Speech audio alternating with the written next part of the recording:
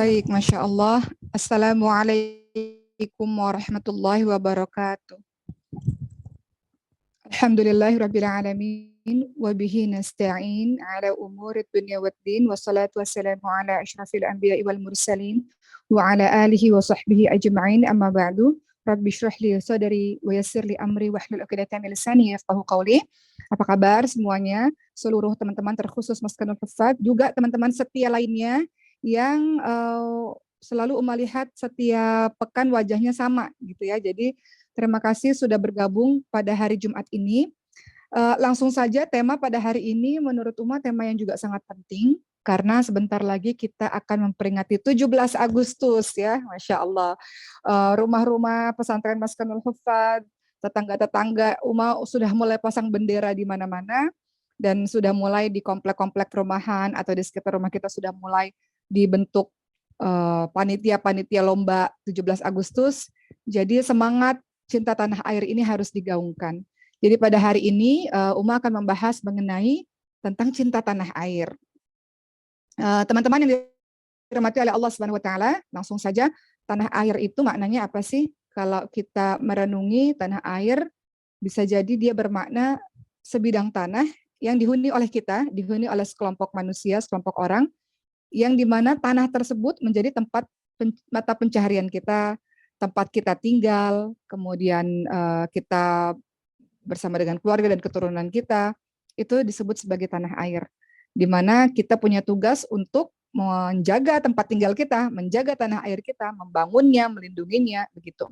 Kalau kita lihat definisi dari KBBI, Kamus Besar Bahasa Indonesia, yang disebut sebagai tanah air itu didefinisikan sebagai tempat kelahiran, ya. Juga di mana tempat kita dibesarkan, tempat kita belajar, tempat kita bekerja, tempat kita memanfaatkan semua hasil alam, tempat kita bersujud kepada Allah Subhanahu wa taala di atas hamparan tanahnya, itu tanah air. Jadi kita tahu bersama-sama tanah air yang sangat kita cintai Indonesia.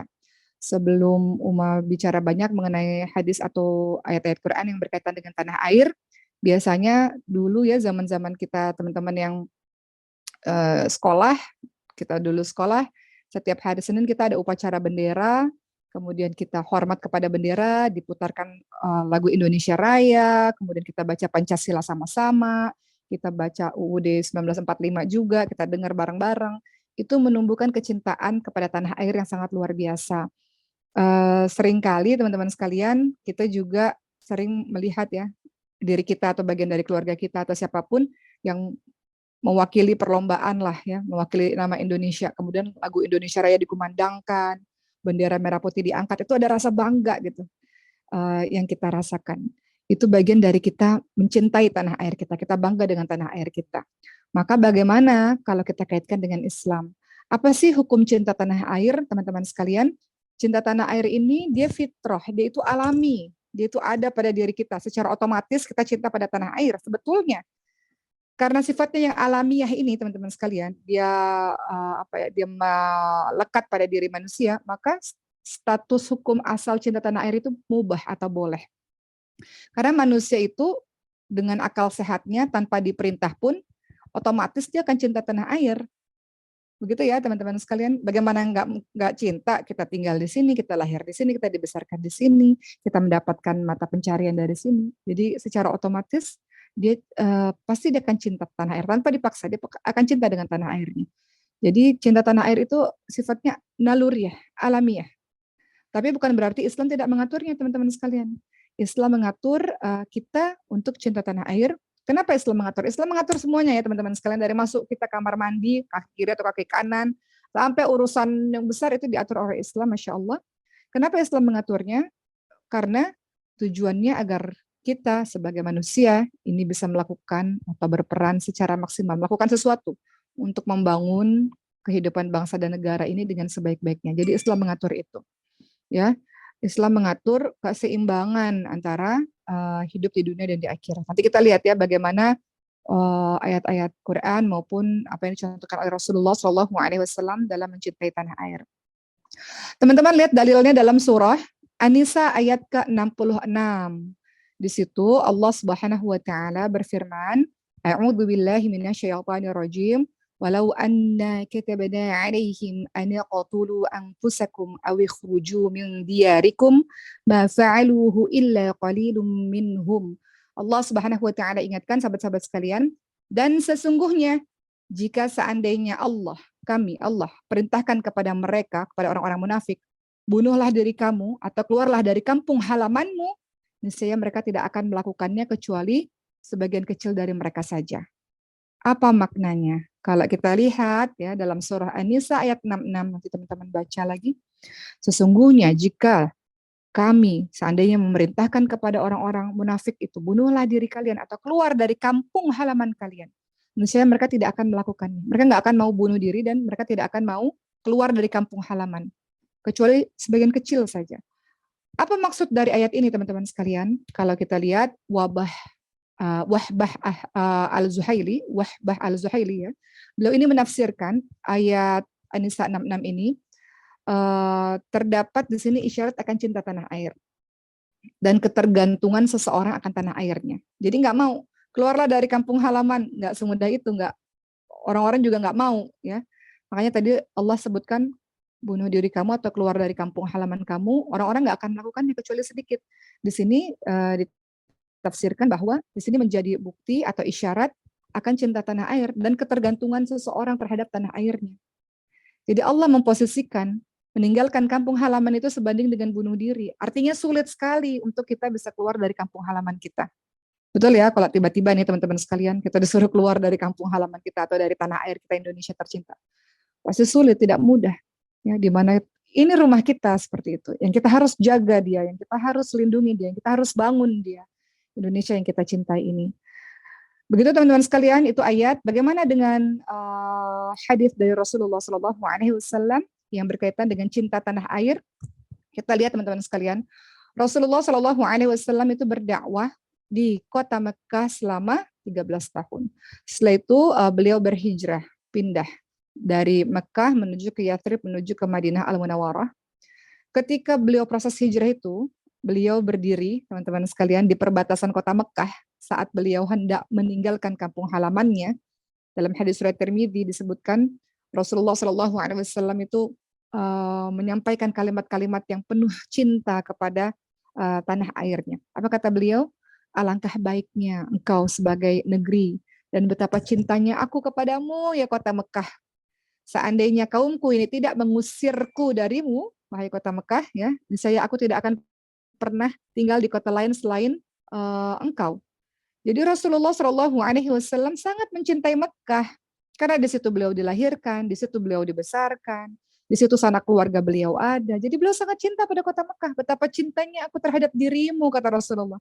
Seandainya kaumku ini tidak mengusirku dari engkau, dari kota Mekah ini, aku akan tetap tinggal di sini. Jadi itu bukti cintanya Rasul kepada tanah airnya. Ya. Dalam hadis disebutkan seperti itu. Jadi kita yang punya negara tercinta Indonesia ini, teman-teman sekalian, ternyata termasuk kita bagian dari keimanan kita adalah kita cinta pada tanah air ini. Kita cinta dengan setulus-tulusnya. Kita berusaha untuk melakukan sesuatu untuk Indonesia yang kita cintai. Bukan menghancurkannya, bukan melakukan keburukan-keburukan di dalamnya. Ya, kita melakukan sesuatu kebaikan agar Indonesia kita yang tercinta ini utuh. Kita semua warga negara hidup dengan rukun, kita melakukan satu kontribusi untuk Indonesia supaya Indonesia harum namanya, seperti itu. Itu yang disebut sebagai cinta negara, cinta tanah air. Teman-teman sekalian, kalau kita sambung kisahnya Rasulullah SAW, ketika beliau hijrah dari kota Mekah menuju ke kota Madinah, di Madinah ini kan tidak hanya ada orang Islam ya, sahabat-sahabat sekalian, di situ ada agama-agama lainnya. Dan Masya Allah, Islam luar biasa. Di bawah kepemimpinan Rasulullah SAW, ketika beliau sampai di Yathrib di Madinah itu, dan beliau tahu ada berbagai macam suku, ada berbagai macam agama, tidak hanya sekedar Islam, ada yang beliau lakukan untuk membuat seluruh orang yang berbeda-beda ini menjadi satu dengan piagam Madinah, dengan bertoleransi satu sama lain. Rasulullah ketika sampai di Madinah, teman-teman sekalian, pertama kali beliau membangun masjid, yang kemudian kita kenal dengan nama Masjid Nabawi. Kemudian beliau mempersatukan persaudaraan antara muhajirin, orang-orang Mekah yang berhijrah, dengan kaum Ansor, orang-orang yang menolong ya, orang-orang Madinah ini. Dipersatukan ya. Ada yang berbeda nih, kaum yang berbeda, suku yang berbeda itu dipersatukan. Kemudian ada juga orang Islam dan juga ada orang-orang non-Islam. Ada orang Yahudi, ada orang Kristen, ada orang Majusi pada saat itu di kota Madinah. Maka Rasulullah mempersatukan dengan membuat namanya Piagam Madinah. Nah, pada saat itu sahabat-sahabat sekalian, Rasulullah bersabda kepada orang-orang non-Islam ya, Yahudi, Kristen, Majusi dan lainnya yang tinggal di kota Madinah. Apa kata Rasulullah? Kalian memiliki hak sebagaimana hak yang dimiliki oleh kaum muslimin di kota Madinah ini. Dan kalian semua memiliki kewajiban sebagaimana kewajiban yang dibebankan oleh kaum muslimin untuk menjaga kota Madinah ini. Jadi kita sahabat-sahabat sekalian, ini penting sekali tentang ini. Selain karena kita menuju kepada 17 Agustus, kita kuatkan cinta tanah air kita. Dan jangan pernah berpecah belah. Tentunya dalam persaudaraan muslim jangan berpecah belah. Kadang-kadang kita sedih sahabat-sahabat sekalian di sosial media antara umat muslim yang satu bertengkar dengan umat muslim yang lainnya hanya karena urusan-urusan yang sebetulnya tidak perlu diperdebatkan dengan sedemikian rupa. Atau kita lihat antara agama yang satu dengan agama yang lainnya, padahal kita semua adalah saudara. Kita saudara sesama muslim. Di Indonesia kita punya agama-agama lain, saudara sebangsa dan setanah air. Kita punya kewajiban yang sama untuk menjaga negara kita Indonesia. Sebagaimana dulu di zamannya Rasulullah SAW di kota Madinah, ada agama-agama lain. Kata Rasulullah apa?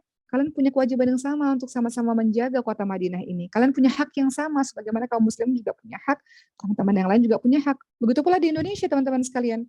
Dengan agama lain, Masya Allah, kita bersaudara sebangsa dan setanah air. Dengan orang-orang lain di luar sana berbeda negara, kita bersaudara sesama manusia.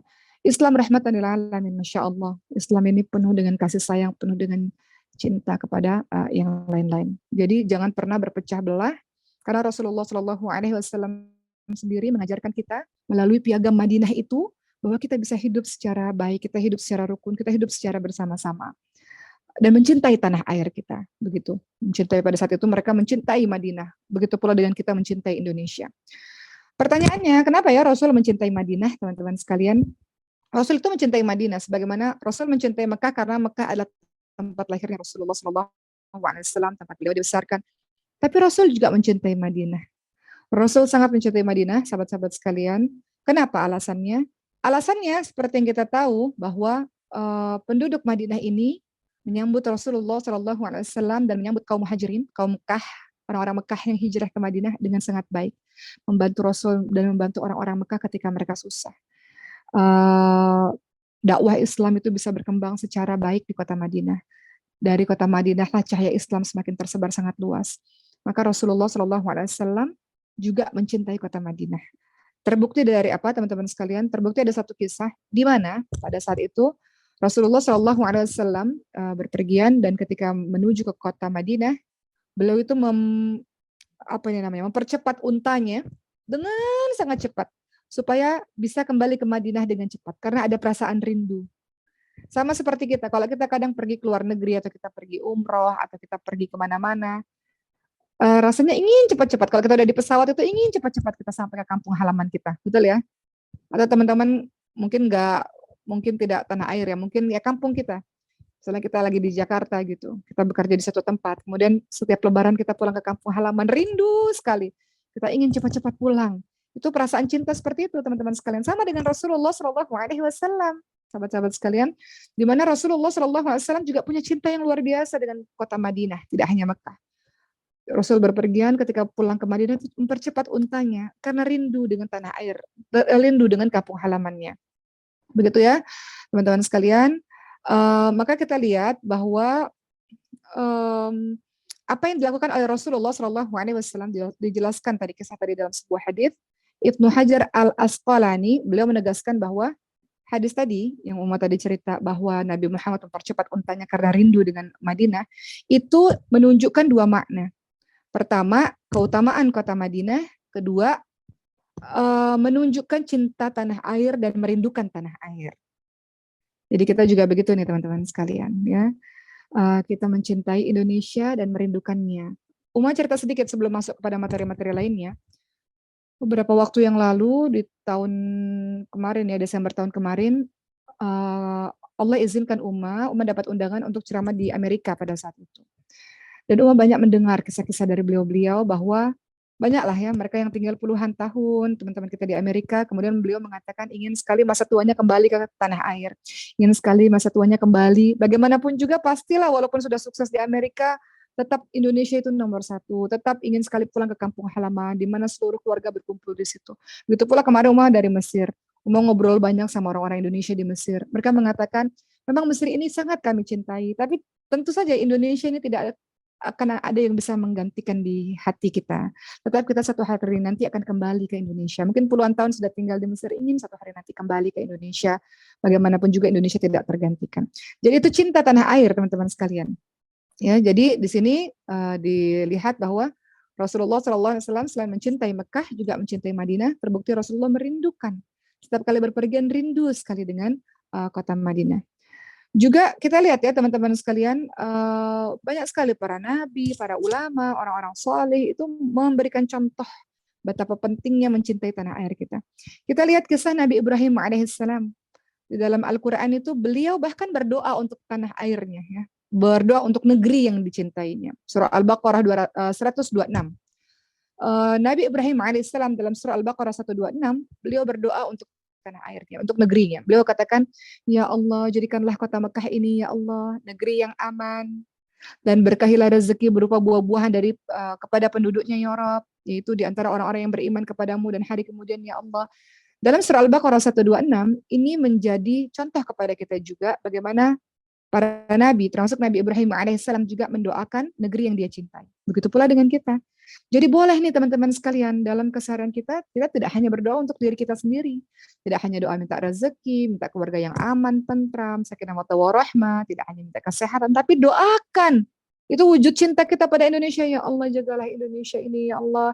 Tentramkanlah, ya Allah. Persatukanlah kami, ya Allah. Jangan terpecah belah, ya Allah. Buatlah bangsa ini besar, ya Rob. Gitu. Jadi boleh kita doakan agar negeri yang kita cintai ini, tempat kita tinggal, tempat kita dibesarkan, tempat kita mengambil kekayaan alamnya, kita doakan teman-teman sekalian, agar negeri kita ini menjadi baldatun thayyibatun wa rabbun ghafur, negeri yang tentram, negeri yang makmur, begitu teman-teman sekalian. Jadi, cinta negeri, cinta tanah air, itu sama halnya dengan kita cinta jiwa, cinta harta, itu fitrahnya manusia. Begitu ya teman-teman sekalian. Kalau kita lihat, ini bukan hadis ya, tapi ini perkataan ulama. Kita tahu bahwa ada Kiai Haji Hashim Asy'ari. Beliau itu mengungkapkan hubbul watan minal iman. Cinta tanah air itu merupakan wujud dari keimanan. Cinta tanah air merupakan bagian dari keimanan. Mengenai ini Umar pernah bahas mungkin beberapa tahun yang lalu. Ini adalah perkataan ulama yang pada saat itu digaungkan teman-teman sekalian ke seluruh Nusantara untuk membangkitkan sikap membela negara pada masa penjajahan. Jadi kalau dulu berjuangnya dengan bambu runcing, dengan jiwa raga untuk membela Indonesia, melindungi Indonesia, mempertahankan Indonesia. Ini kita bahas nasionalisme ya, cinta tanah air ya teman-teman sekalian. Kalau sekarang nasionalisme cinta tanah air mungkin nggak harus dengan bambu runcing, berperang dan sebagainya, tapi ada yang bisa kita kerjakan teman-teman sekalian. Jadi perkataan ulama, mencintai tanah air bagian dari iman, itu digelorakan, itu digaungkan supaya hidup ini nggak melulu untuk dirimu saja, hidup ini nggak melulu tentang dirimu dan keluargamu, tapi sebagai orang yang mencintai tanah air, sebagai orang yang beriman, ada sesuatu yang kita lakukan untuk bangsa ini, untuk negara kita yang kita cintai ini, menjaganya, melindunginya, melakukan sebuah kontribusi seperti itu teman-teman sekalian. Berikutnya, teman-teman sekalian, yang hidup di zaman sekarang kita patut bersyukur ya. Lagi-lagi kita nggak perlu angkat senjata untuk menjaga Indonesia seperti perjuangan di masa lalu, ya. Tapi yang kita bisa lakukan mewujudkan rasa cinta tanah air di zaman sekarang tentu saja berbeda. Kalau zaman dulu, zaman penjajahan Jepang, Belanda, zaman penjajahan Portugis, zaman penjajahan Inggris ya.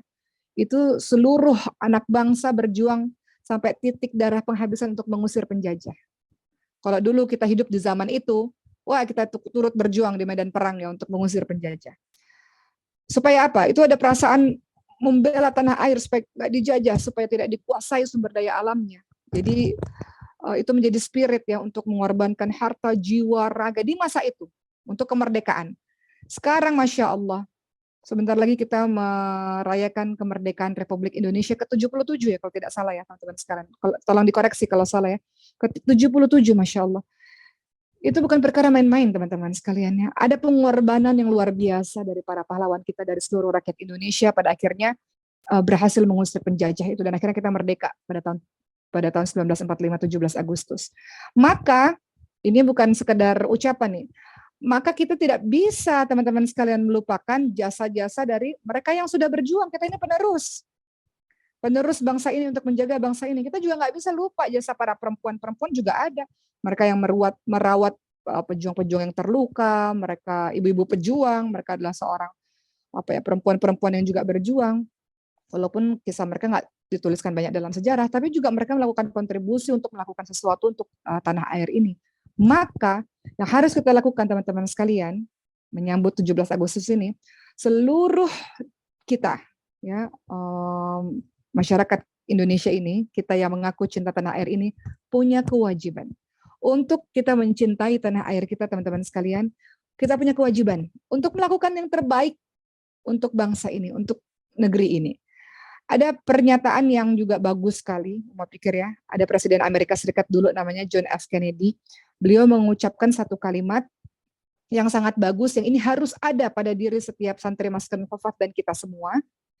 Apa kata beliau? Don't ask what your country can do for you, but ask what you can do for your country. Jadi jangan kamu mengatakan, apa ya yang negara saya bisa lakukan untuk saya? Salah. Yang harus ada di dalam diri kita adalah apa ya yang kita bisa lakukan untuk negara kita? Apa ya kontribusi apa yang kita lakukan untuk mencintai tanah air kita? Caranya ada beberapa teman-teman sekalian. Beberapa yang kita bisa lakukan di masa kita yang sekarang ini adalah pertama, kalau kita katakan menyambut 17 Agustus bukan hanya sekedar seremonial, bukan hanya sekedar upacara, bukan hanya sekedar lomba-lomba, tapi merasuk dalam jiwa kita, kita cinta tanah air kita. Kalau kita cinta pada tanah air kita di zaman dulu kita berperang melawan penjajah. Tapi sekarang ada cara lain sahabat-sahabat sekalian. Cara lainnya apa? Pertama, cara kita atau membuktikan kita cinta kepada tanah air kita pertama adalah memberikan keteladanan yang baik dalam kehidupan kita, dalam bertetangga, dalam bermasyarakat, dalam ucapan dan perbuatan, berikan keteladanan yang baik. Ada surah Al-Furqan ayat 74 ya teman-teman sekalian. Teman-teman suka doa ini juga. Rabbana hablana min azwajina wa dzurriyyatina qurrata a'yun waj'alna lil muttaqina imama. Ya Allah, jadikanlah ya Allah pasanganku, anak keturunanku ya Rabb menjadi penyejuk hati dan jadikanlah aku pemimpin bagi orang-orang bertakwa. Atau jadikanlah aku asbab hidayah bagi banyak orang. Jadikanlah aku sumber inspirasi kebaikan bagi banyak orang. Maka kalau mengatakan cinta tanah air, berarti kita memberikan keteladanan. Dimulai dari kita sendiri terlebih dahulu. Orang Indonesia ini Masya Allah ya sahabat sekalian. Orang Indonesia ini terkenal gotong royongnya, terkenal ramah tamahnya, sopan santunnya. Di sini juga bergabung Uma lihat ya teman-teman dari Masker Nufas Mesir, karena kita kemarin sudah buka di Masker Nufas Mesir juga. Uma juga sering tanya pada beliau-beliau. Beliau-beliau mengatakan orang Indonesia ini banyak dicintai oleh orang-orang Mesir. Benar ya teman-teman di Mesir ya? Orang Indonesia ini banyak dicintai sama orang-orang Mesir karena kita ini punya sopan santun, kita ini pinter-pinter, kita ini ramah tamah. Itu karakter orang Indonesia itu seperti itu. Budaya Timur itu Masya Allah, karakternya tuh kita tuh lembut ya. Luar biasa lah Masya Allah. Jadi kalau kita merasa bahwa kita cinta tanah air, kita membuktikannya dengan cara pertama memberikan keteladanan baik dalam lisan, perkataan, perbuatan dalam kehidupan kita bermasyarakat dan sebagainya. Sama satu lagi teman-teman sekalian, Uma kemarin juga qadarullah Allah takdirkan dakwah di satu negara lah. Dan ada satu jemaah Indonesia yang selalu pakai baju batik terus setiap hari. Jadi Uma tanya, waktu itu Uma di Swiss. Uma tanya, Pak, kenapa pakai baju batik terus, Pak? Ini adalah bukti cinta saya kepada Indonesia, promosi Indonesia lewat baju batiknya gitu. Hal-hal sesimpel itulah teman-teman sekalian, itu menjadi bukti ya bahwa dia mencintai tanah airnya. Jadi yang pertama, bukti cinta tanah air kita memberikan keteladanan lewat lisan kita, tunjukkan kita sebagai seorang muslim dan sebagai seorang Indonesia yang punya budaya santun, yang punya budaya gotong royong, yang ramah tamah, itu terkenal di Indonesia itu begitu.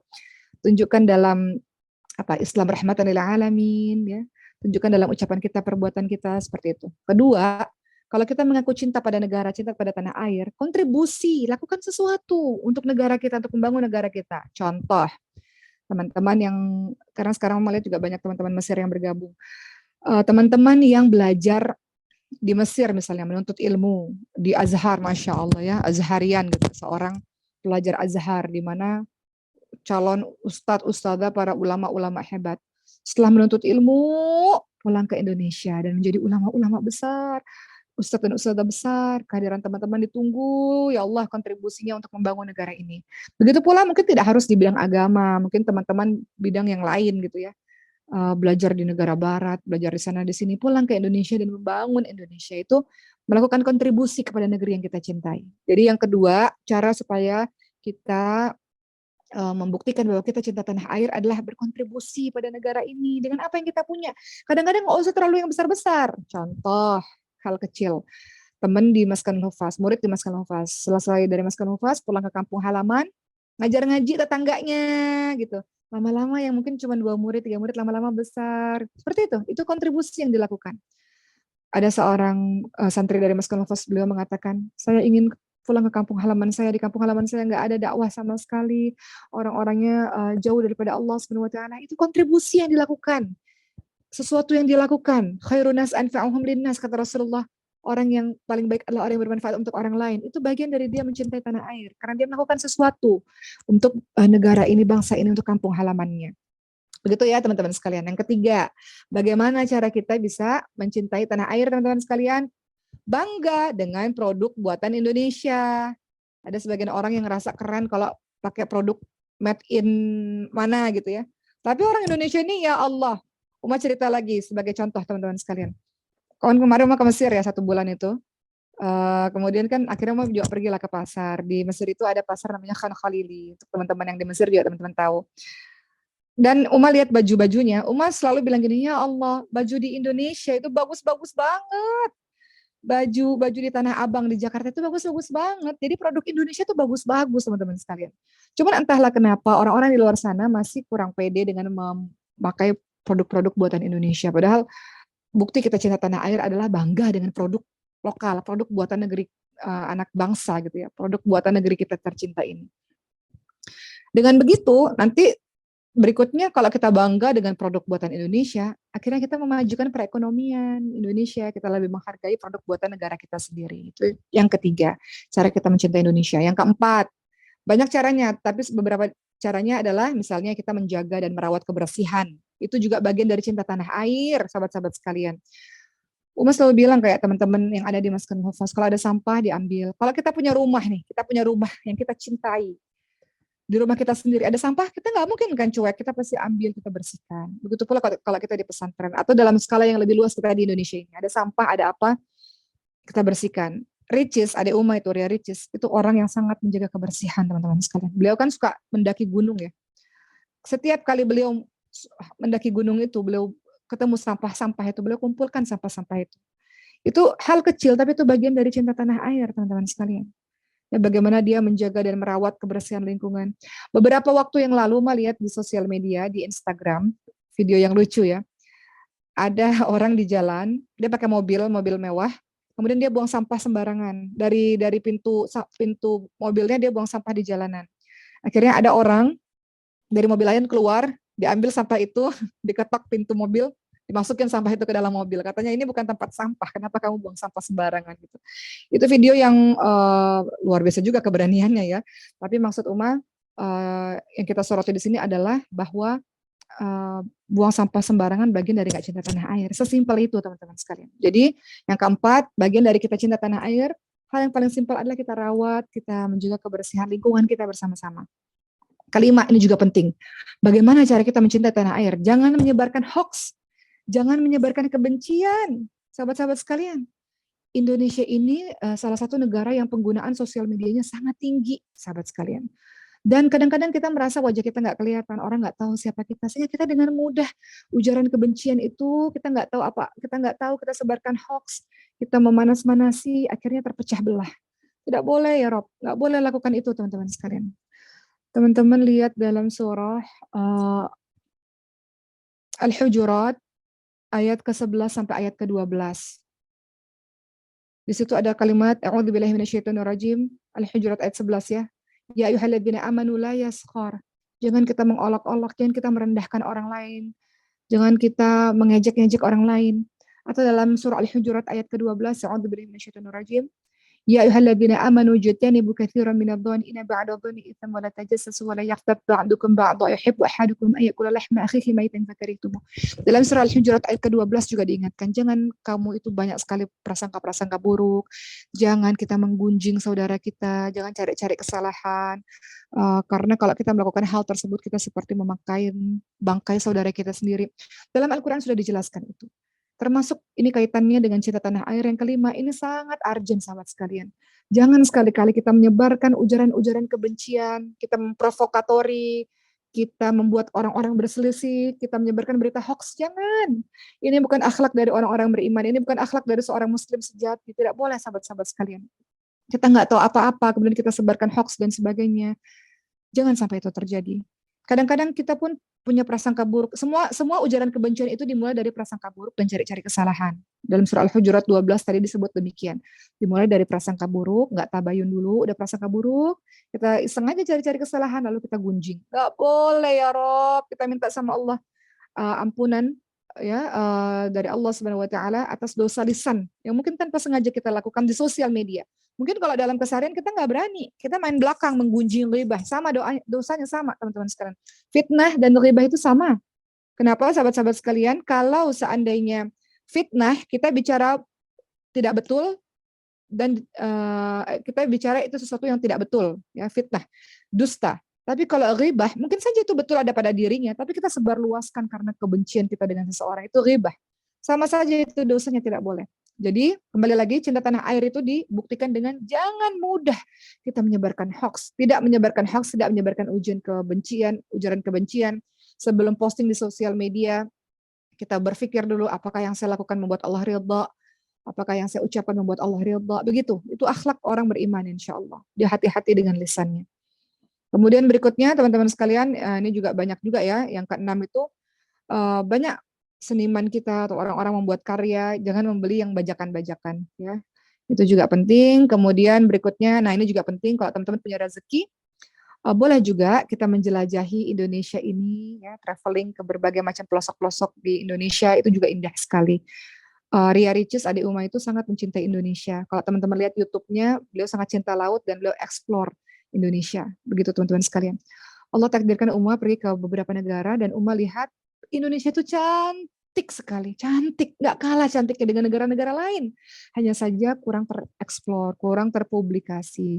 Sekarang kan zaman orang buat YouTube, orang buat video-video dan sebagainya, maka kalau teman-teman diberikan rezeki oleh Allah Subhanahu Wa Taala, cinta tanah air itu diwujudkan dengan silakan untuk berpergian ke wilayah Indonesia ini, nikmati budayanya, keindahannya, dan disiarkan, disuarakan, dipublikasikan, begitu teman-teman sekalian.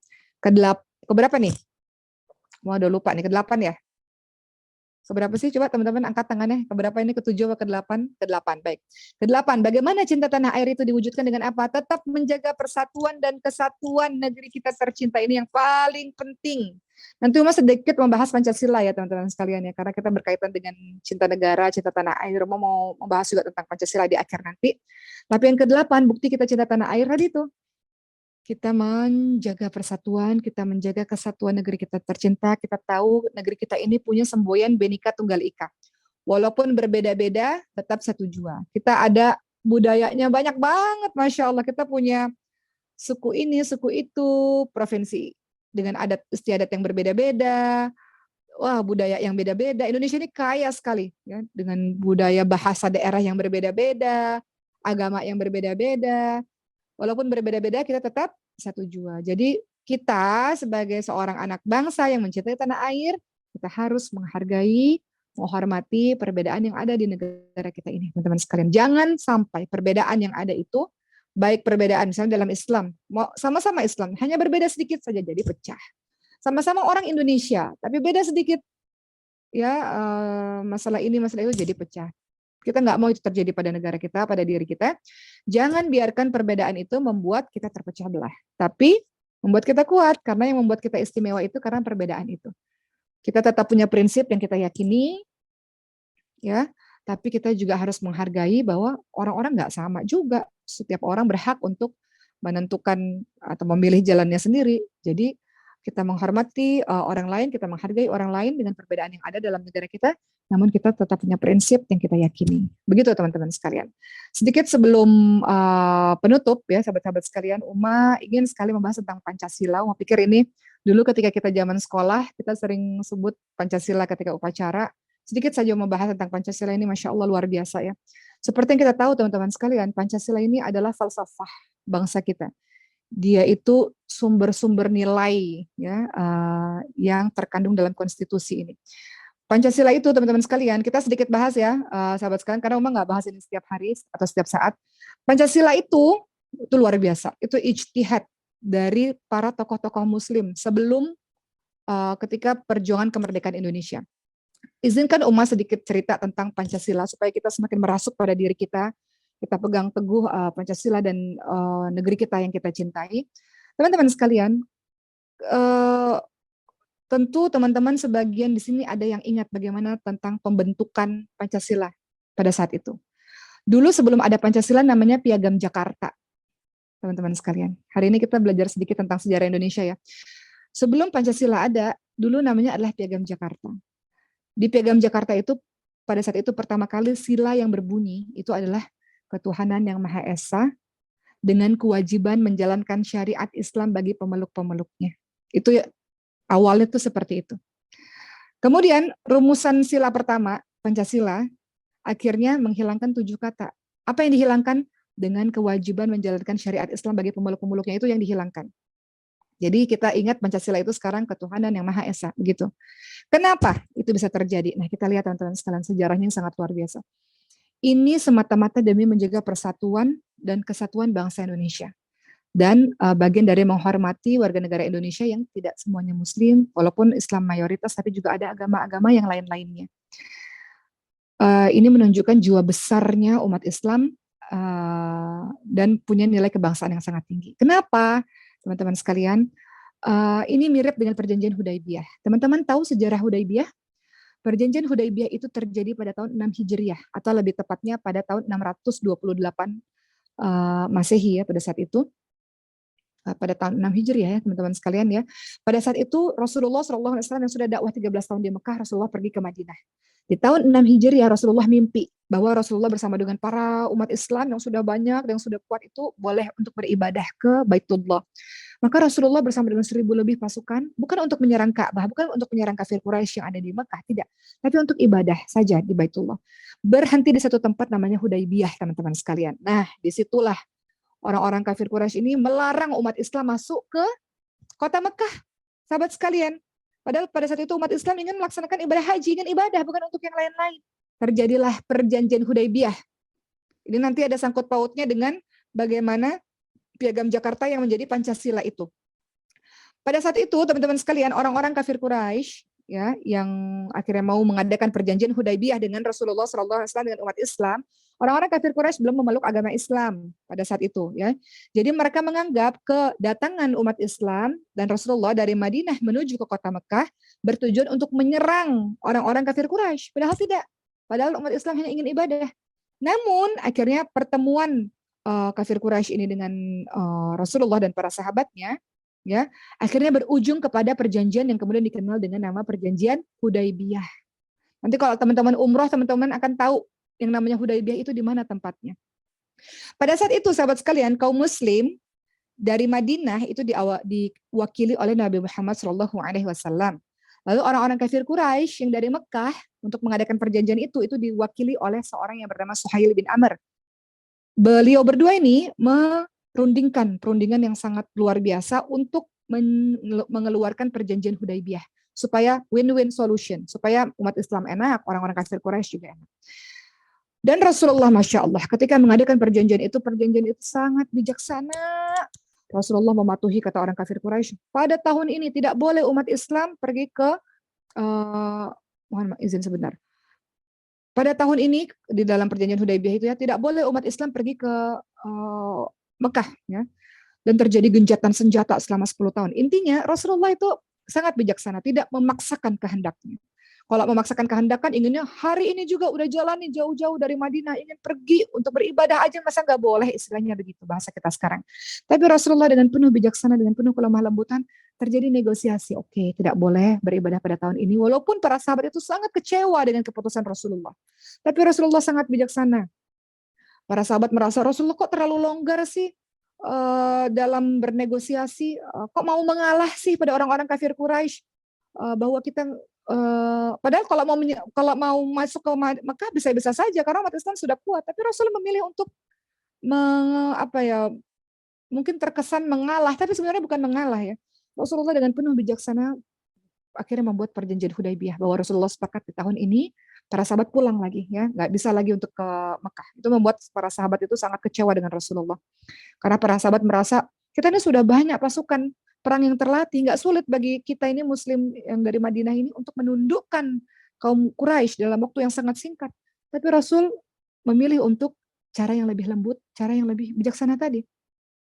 Rasulullah memilih untuk bersabar dan mengalah dalam perundingan itu, teman-teman sekalian. Nanti sampai akhirnya kita lihat bahwa Rasulullah dan para sahabatnya meraih kemenangan di waktu yang tepat.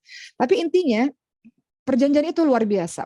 Kenapa? Dalam perjanjian Hudaybiyah, teman-teman sekalian, ketika hendak memulai perjanjian itu, biasanya kan dimulai dengan kalimat Bismillahirrahmanirrahim, dengan nama Allah yang Maha Pengasih lagi Maha Penyayang. Kalimat ini tidak disetujui oleh Suhail, oleh kaum musuh. Ya, kenapa? Karena kalimat Ar-Rahman Ar-Rahim itu bukan kata-kata yang dikenal oleh kaum Quraisy, oleh bangsa Quraisy, sehingga berubah hanya dengan namamu ya Allah, Bismikallahumma, begitu saja. Rasulullah mengikuti. Begitu pula ketika dalam perjanjian itu Suhail menolak ada kalimat Muhammad Rasulullah. Suhail menolak yang dari kafir Quraisy. Kemudian Rasulullah SAW mengalah sehingga hanya menulis kalimat Muhammad bin Abdullah. Begitu. Itu lihat bentuk bagaimana Rasul tidak memaksakan kehendaknya, tapi mengalah sejenak dengan bijaksana untuk kebaikan banyak hal. Akhirnya teman-teman sekalian, kelembutan dan kesabaran, kebijaksanaan Rasulullah SAW dalam perjanjian Hudaybiyah itu akhirnya membawa hikmah yang sangat besar. Apa salah satu hikmahnya lewat perjanjian Hudaybiyah itu? Singkat cerita, di tahun-tahun berikutnya dakwah Islam itu akhirnya bisa ke seluruh pelosok negeri Arab, itu menyebar luar biasa. Ya, bayangkan pada saat itu Rasulullah SAW menggunakan kekuatan, menggunakan kekerasan. Ketika masa perundingan, tentu itu akan sangat buruk bagi syiar Islam, bagi penyebaran agama Islam. Begitu ya sahabat sekalian. Nah, ini kaitannya dengan Pancasila juga, perundingan Pancasila yang dilakukan oleh para tokoh Muslim ketika itu, para pendiri tokoh-tokoh bangsa pada masa itu ya. Meskipun Islam itu mayoritas, namun ada semangat persatuan, ada semangat kebangsaan teman-teman sekalian, sehingga umat Islam itu tidak segan untuk mengalah ya, tadi menghapus kalimat itu ya, demi kebersamaan. Bahwa kita di Indonesia ini ada banyak sekali berbagai macam perbedaan yang ada, bagaimana caranya supaya bisa satu. Nah, kalau kita lihat sahabat sekalian, sedikit sekali membahas tentang Pancasila, mudah-mudahan teman-teman paham dengan ini. Pancasila ini kalau kita lihat dari kacamata Islam ini luar biasa. Sila pertama apa? Ketuhanan yang Maha Esa. Ini sejalan dengan surah Al-Ikhlas. Al-Ikhlas itu adalah tauhid. Makanya surah Al-Ikhlas itu surah mengenai tauhid. Bismillahirrahmanirrahim. Qulillahu ahad, Allahus samad, lam yalid wa lam yulad wa lam yakul lahu kufuwan ahad. Ya, jadi sahabat-sahabat sekalian, ya, nanti Uma minta nih kepala musyrifahnya mengambil catatan teman-teman, karena khusus teman-teman Masukul Hafaz harus dicatat apa yang Uma sampaikan karena ini sangat penting ya teman-teman sekalian. Sila pertama ketuhanan yang Maha Esa ini sejalan dengan ajaran tauhid dalam surah Al-Ikhlas. Sila kedua apa sahabat-sahabat sekalian? Kemanusiaan yang adil dan beradab. Ini sejalan dengan surah An-Nisa ayat 135. Kemanusiaan yang adil dan beradab itu sejalan dengan surah An-Nisa 135. Apa kata Allah? Wahai orang-orang yang beriman, jadilah kamu benar-benar penegak keadilan. Ya, jadi di sini dalam sila kedua Pancasila, kemanusiaan yang adil dan beradab itu sejalan dengan surah An-Nisa ayat 135. Ketiga, persatuan Indonesia. Itu sejalan dengan surah Al-Hujurat ayat 13. Teman-teman lihat dalam surah Al-Hujurat ayat 13, A'udzubillahi minasyaitonirrajim. Ya ayuhan nasu inna khalaqnakum min dzakari wa untha wa ja'alnakum syu'uban wa qabaila lita'arafu inna akramakum 'indallahi atqakum, dan sebagainya. Wahai manusia, sesungguhnya Allah menciptakan kamu dari laki-laki dan dari perempuan dan menjadikan kamu berbangsa-bangsa dan bersuku-suku supaya kamu saling mengenal satu sama lain. Jadi sila yang ketiga, persatuan Indonesia sejalan dengan Al-Hujurat ayat 13. Sila keempat, Apa itu? Kerakyatan yang dipimpin oleh hikmat kebijaksanaan dalam permusyawaratan perwakilan itu sejalan dengan surah Asy-Syura ayat ke-38. Kata Allah apa? Dan bagi orang-orang yang mematuhi seruan Tuhannya dan mendirikan sholat dan urusan mereka diputuskan dengan musyawarah antara mereka. Jadi sila keempat Pancasila sejalan dengan Asy-Syura ayat ke-38. Sila kelima, keadilan sosial bagi seluruh rakyat Indonesia, teman-teman sekalian, itu sejalan dengan surah An-Nahl ayat ke-90. Surah An-Nahl ayat ke-90. Apa kata Allah? Sesungguhnya Allah menyuruh kamu berlaku adil dan berbuat kebajikan. Ya, di sini sila kelima keadilan sosial bagi seluruh rakyat Indonesia. Jadi, kita cinta tanah air, kita mencintai Pancasila, kita memahami Bhinneka Tunggal Ika, berbeda-beda tapi tetap satu jua. Itu membuat kita semangat untuk menjaga bangsa ini, menjaga tanah air ini, melakukan kontribusi untuk negara yang kita cintai semampu kita, insya Allah. Terakhir dari Uma, sahabat-sahabat sekalian, sebagai closing, kita bisa tarik kesimpulan dalam apa yang Uma sampaikan pada hari ini dengan cinta tanah air, bahwa cinta tanah air itu adalah naluri, tabiat ya, nalurinya manusia. Ya, dan sebagaimana pula kita tahu Islam juga mengatur cinta tanah air ini semata-mata tentunya tidak keluar dari aturan-aturan dari Allah Subhanahu wa taala. Cinta tanah air, cinta Indonesia, cinta kampung halaman, cinta tempat tinggal kita adalah bentuk dari keimanan kita kepada Allah Subhanahu wa taala. Karena kalau kita mengaku orang beriman, maka mencintai Indonesia sebagai tanah air yang kita tahu ini juga mayoritas muslim, ya. Indonesia ini mayoritas muslim, Masya Allah, adalah sesuatu yang harus kita lakukan. Jadi mudah-mudahan menyambut 17 Agustus nanti dengan upacara, dengan lomba-lomba, tidak hanya sekedar seremonial, tapi itu betul-betul terpatri pada diri kita, ya Rob, saya mencintai tanah air saya, ya Allah, jadikan saya orang yang bermanfaat, setidaknya saya melakukan sesuatu untuk orang sekitar saya, melakukan sesuatu untuk kampung halaman saya, melakukan sesuatu untuk yang lebih luas, untuk bangsa saya, dengan pertolongan darimu, ya Allah. La haula wala quwata illa billah. Dan kita doa agar negeri kita ini menjadi baldatun thayyibatun wa rabbun ghafur, negeri yang diampuni oleh Allah, yang makmur, yang damai, yang tentram, yang di dalamnya semua hidup secara baik, penuh dengan toleransi satu sama lain, begitu. Dan semoga Allah jaga bangsa Indonesia ini dengan penjagaan sebaik-baiknya, insya Allah. Begitu ya teman-teman sekalian. Semoga pembahasan cinta tanah air ini menjadi sesuatu yang bermanfaat bagi diri kita, dan selamat menyambut Hari Kemerdekaan Indonesia minggu depan dengan penuh spirit semangat 45 untuk kita mengisi kemerdekaan dengan cara kita di masa yang saat ini. Terima kasih, mohon maaf lahir batin. Serahkan kepada moderator. Assalamualaikum warahmatullahi wabarakatuh.